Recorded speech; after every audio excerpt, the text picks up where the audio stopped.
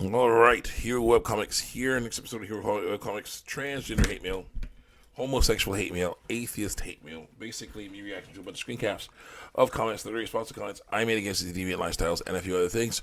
Trigger warning: you don't like what I'm saying? Go ahead, click off the video, and go watch something else. Do not like there's hate speech for my videos because there is no hate speech for my videos. It's speech you hate. That's a different story. See, a lot of people getting these wrong in these comment sections, and me try to straighten them out with both versus invasive biology, and then get to talk about that.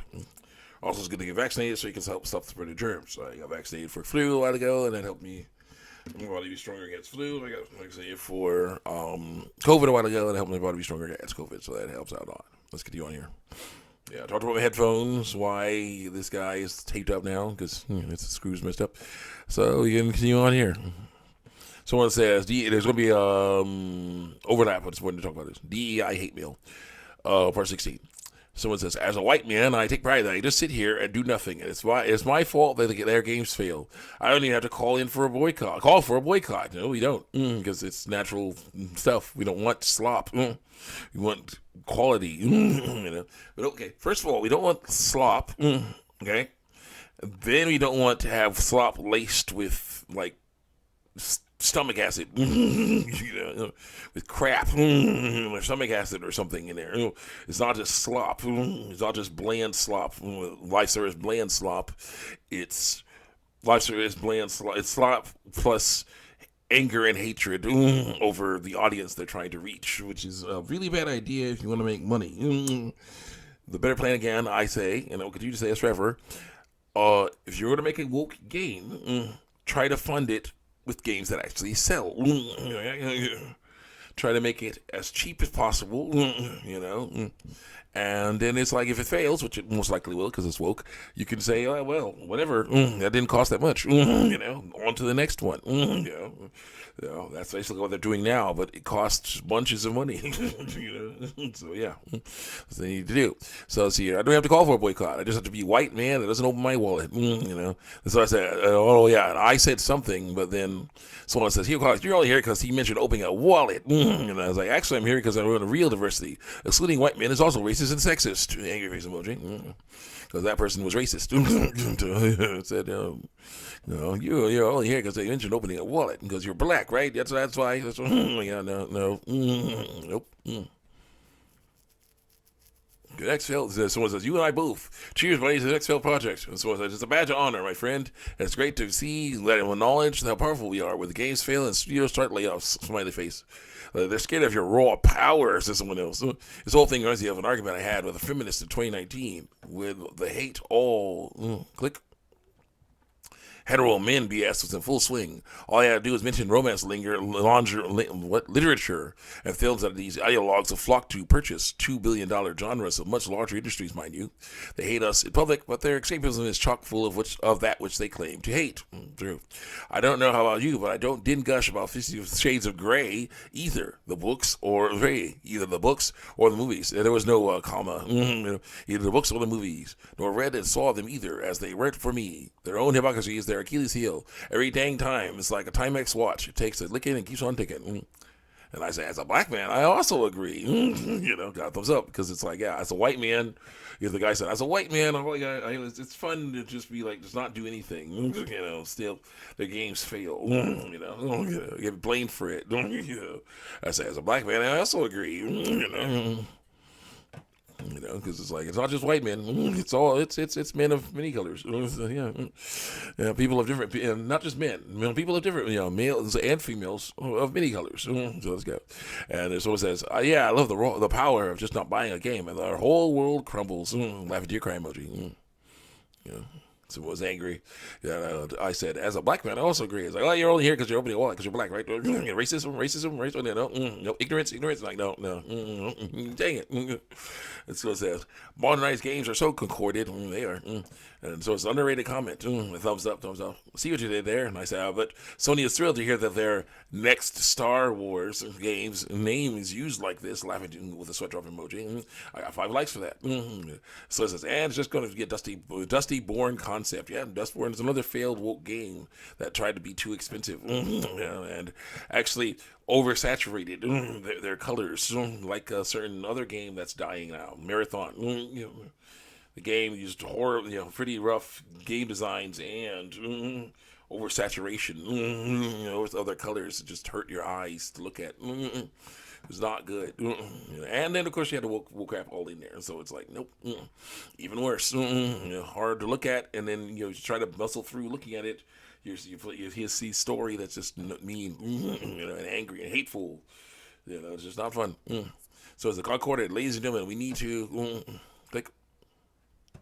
make this whole world a new thing on the internet. Yeah, and it is. Thumbs up. Stillborn because of dead on arrival. Based on the Dustborn. I told you that censorship doesn't draw a dollar. Censorship is nobody's friend. It's not. It's really not. Says someone else. Next. Concordat. I told you the censorship. I say, wow, the DEI pushers can't even leave a satire filled parody game alone. Because I think it was like Dead Rising, or something like that. One of the Dead Rising series. It's like, this is Dead Rising. This is a parody game. Capcom made a parody game, a game where you play as a silly news reporter guy that takes pictures.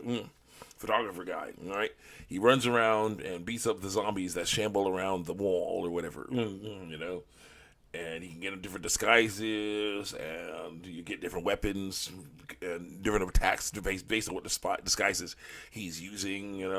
It's very silly. And one of the things that they did was they had a thing where he could go to photo mode and take pictures of things, including ladies, sexy ladies. So you take pictures of the sexy ladies, and if you get the right pictures of sexy ladies, you can achieve it for that in the old game. But in the new game, they changed their mind. They changed things. The really remake, they changed things. So they downplayed the sexy ladies in there. I'm just like, there's no need to do that. It's a parody game. And it's like, that makes me worried for Grand Theft Auto 6, because it's like, what are you going to do? How is this game going to work? What is this game going to be like? If you're like, no, you can't have sexy women in the game. You can't do that. What are you going to have then? Oh my gosh. Sexy men, then, they got a lot of fun, with that. But, oof, Together Auto 6 looks very woke. Very, not for this current core audience. So, yeah, this will be interesting to see. Well, let's go. How much time we got? Got time. Okay, good. Click. DEI Hate Mail Part 22. I say, yes, this year has been a DEI dark age. But even in darkness, voice of light have shined. Stellar Blade, Blacklist Wukong, Space Marine 2, Astrobot, and many more have rejected DEI and found success. And I know many more will. Soon there will be a gaming renaissance. Many amazing games will come out and make millions, while DEI pitchers will cope and seethe into oblivion. Sunglasses emoji. And someone else says, 2024 has been a year of a modern audience. Let's go medieval Japan. A land full of legendary male warriors, samurai and ronin, and plays either a foreigner or a woman. Thumbs up. All this self-inflicted because of their own hubris. Shrug emoji. I would like to take a moment to thank Kiss Kindred for being the spark to expose what has been happening in the industry. Former baby worker. So psycho. He tried to get Smash JT fired from his job by calling his boss and calling his wife's boss, calling his wife's job. The dude, basically tried to go personal. When the dude was calling out Kiss Kindred and Sweet Baby's just bullcrap.